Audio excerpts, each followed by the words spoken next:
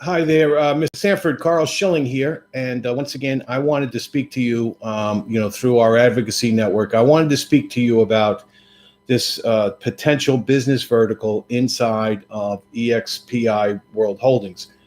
Um, it's a tremendous time in the industry right now. There's a huge amount of consolidation, and there's really a huge amount of opportunity because, as I said to you, the insurance industry, unlike the real estate industry, they are very, very backwards and somewhat archaic when it comes to new tech platforms and new technologies. Now, the only advent of technology in the industry is on the administrative side. It's not on the sales side. Very little has been done, of course, on the financial advisory side, on more the broker dealers and the wirehouses. They have some technical platforms because they have so much compliance and they have so many issues where they have to get so many things done to make sure everything is compliant. Okay, but um, but the insurance side, it's always been the nature that the companies hire agents or bring agents on and pay them, huge commission scales in order for those agents to prospect and be their own marketers, okay, and generate their own business. The agents in the industry have constantly pled and begged with companies to use some of those billions of dollars in providing them with leads, but that's not the industry's nature. So that's fine. But what I'm saying here, here's the several opportunities that exist, and they're really, really very good. Number one, you've got 15, 16,000 realtors right now. You built the pipeline a certain way, and and by its nature, all realtors are captive because they can be with only one brokerage. So at the end of the day, that's it. Now, the independent insurance agency side is different. Agents can contract with different carriers, with different brokerages, or with different places. They can have as many contracts. Now, some companies actually take dual contracts. So there's actually, you could be kind of like a Transamerica. You could actually be contracted with ABC agency, and you could be contracted with DEF agency and have a different contract, okay? You wouldn't have a different commission level because that's one thing they would lock you in. However, you've got that independent portal, which is great. And then on the other side, you've got a career agency portal. Now, in the career agency portal, you don't want to be on the insurance production side, but you want those career agency companies for the Verbella packaging kind of side. That's what you want them. You want them white labeled. You want them spending a huge amount of money with you on having a platform for their structured captive agency force. And there's a lot of ways to do that. On the independent side, you can create a model somewhat like you created with the real estate. But that model is basically what you want to do is you want to build a per agent average median income. So let's do it this way. Most of these FMOs and IMOs don't even do this. I travel around the country for the last 3 or 4 years trying to tie in with IMOs and FMOs, some of the biggest ones in the nation, and you'd be shocked when I tell you the stories, okay? However, they don't even know what their average median production is from an agent. They have no clue, okay? So what I'm saying to you is if we had 1,000 agents at an average median income of $10,000 annual premium. Now, nobody can make a living on $10,000 annual premium. It's absolutely ridiculous. But again, that's the average median income. So if you do 1,000 agents at 10,000 in production, and you give them reasons to give you at least 10,000, which is the key, then you have a $10 million shop. A $10 million shop is a 30-40% margin. It's $3 to $4 million a year in direct, profitability, right to the bottom line. Okay. Now, if you do that times 5, again, you can get the numbers. Now you're a $50 million shop, and times 10, you're a $100 million shop. So at 10,000 agents at 10,000 a piece, you're a $100 million shop. You're making 30-40 million bucks a year.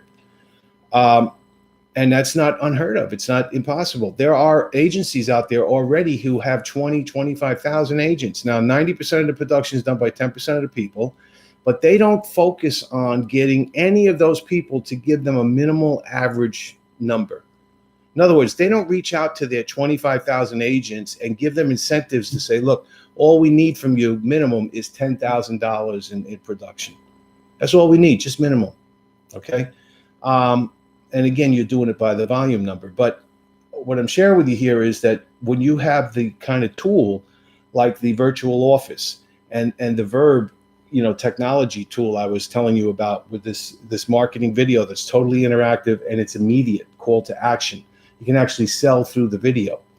When you have those kind of tools and you offer them like we do in our setup, we offer the tools for an annual tuition, a small tuition fee, and then we tell the agents you have to do at least $10,000 to keep those tools for free. Otherwise, if you don't do $10,000 in minimum production, you're going to pay separately for those tools.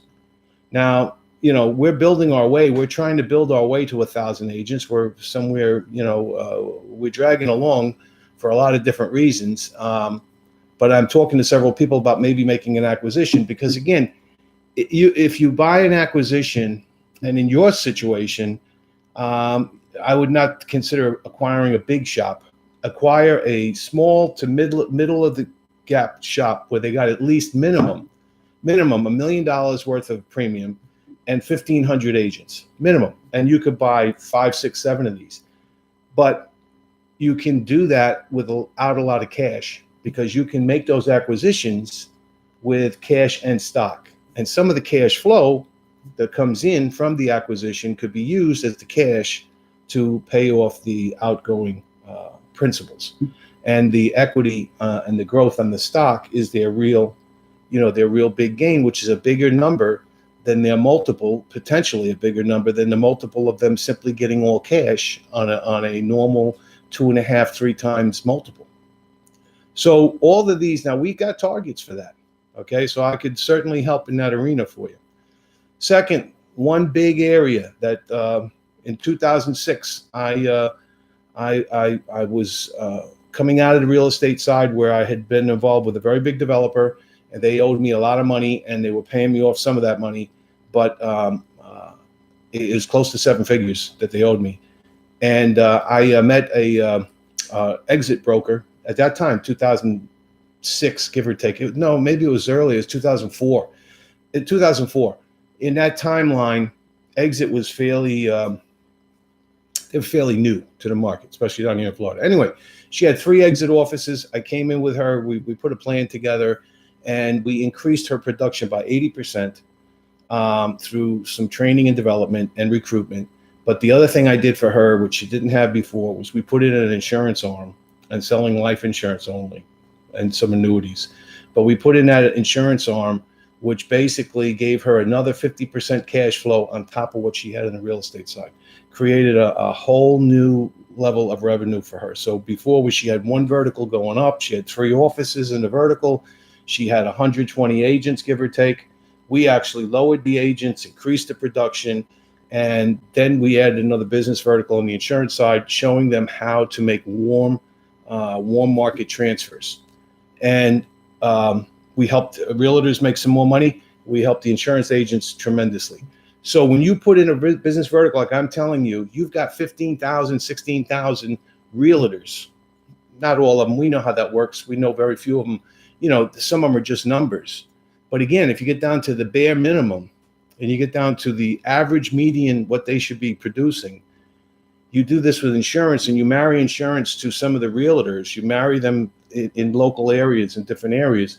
We, through training and development, can have them selling insurance in a very warm market, because anything from a year ago, a home sold a year ago, the hottest lead in that kind of market would be a home from 6 months, homeowner from 6 months to a year, because they figured out their budget. They finally are ready. The worst market for that is the homeowner who's buying right now.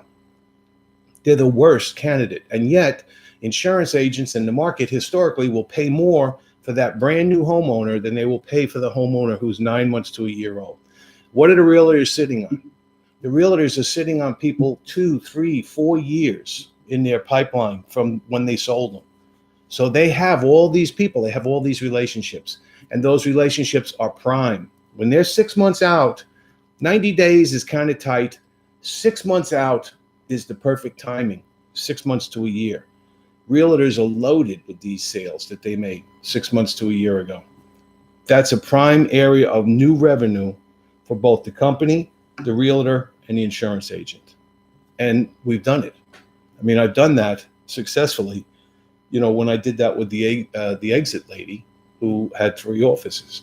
So I'm just sharing with you, these are kind of crossovers. Now, the last thing to tell you, and I'm sorry for the length, but the last thing I want to tell you is that basically share with you, one of my close contacts who was the number 2 man at a A+ carrier, he is a tremendously successful insurance recruiter, been around the industry for quite a bit. He's in his mid-40s, or give or take, late 40s maybe.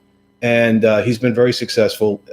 He went through they went through a merge, and he went through the back door on the merge, and he's going to be starting to look around. He's obviously going to focus on insurance carriers. However, he would be a tremendous candidate to be on the corporate side to build out with you. And I've worked with him in the past. I could work very closely with him.